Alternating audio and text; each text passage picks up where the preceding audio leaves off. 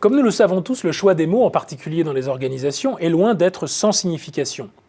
Devons-nous dire logistique ou supply chain? Contrôle de gestion ou pilotage des opérations? Culture d'entreprise ou identité organisationnelle? Devons-nous privilégier l'expression classique de gestion des ressources humaines ou celle plus en vogue actuellement de management du talent? C'est à cette dernière question que j'aimerais m'atteler aujourd'hui.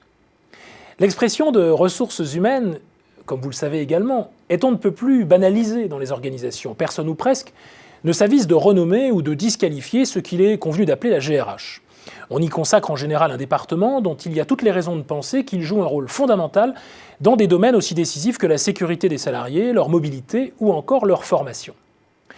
Le mot ressources soulève toutefois, du point de vue philosophique, certaines questions, d'une part en qualifiant l'humanité par une formule qui paraît relever de la quantité et de l'objectivité, d'autre part en la mettant sur le même plan que d'autres éléments comme les ressources financières, techniques ou naturelles.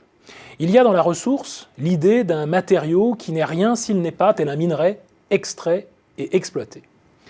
Devons-nous alors reprendre à notre compte les paroles du philosophe Michel Henry lorsqu'il déclarait il y a une dizaine d'années que dans l'objectivité, n'importe quoi peut prendre la place de n'importe qui, les individus, condamnait-il, y étant interchangeables comme les choses.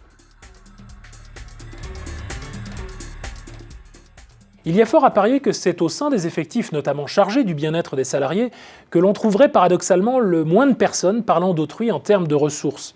C'est bien en se confrontant aux problèmes humains de façon quotidienne que l'on comprend le mieux que les hommes et les femmes ne sont précisément pas des ressources comme les autres, que les autres ne sont pas seulement des ressources. Toutefois, une alternative existe, notamment celle qui tend à observer les managers et managers sous la forme du talent.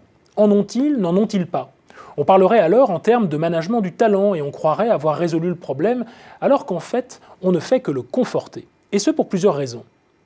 La première d'entre elles est que rien n'est plus difficile à observer et à évaluer que les talents d'un individu sur la réussite d'un groupe.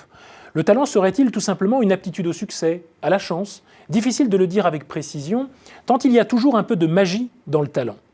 S'agit-il plutôt de réifier des qualités spécifiques d'un individu, mais dans ce cas, ces qualités ne reviennent-elles pas finalement à reconnaître certaines ressources? Sans compter que ce discours autour du talent des uns ne fait pas forcément le bonheur des autres qui en seraient dénués et auxquels on ne sait plus très bien quel nom donner. Et puis, réduire un être humain à son prétendu talent, ne serait-ce pas négliger les autres caractéristiques qui font de lui ou d'elle une personne humaine? Ne serait-ce pas lui faire perdre tout ce qui lui reste le jour où son talent, comme cela peut arriver parfois, n'est soudainement plus reconnu?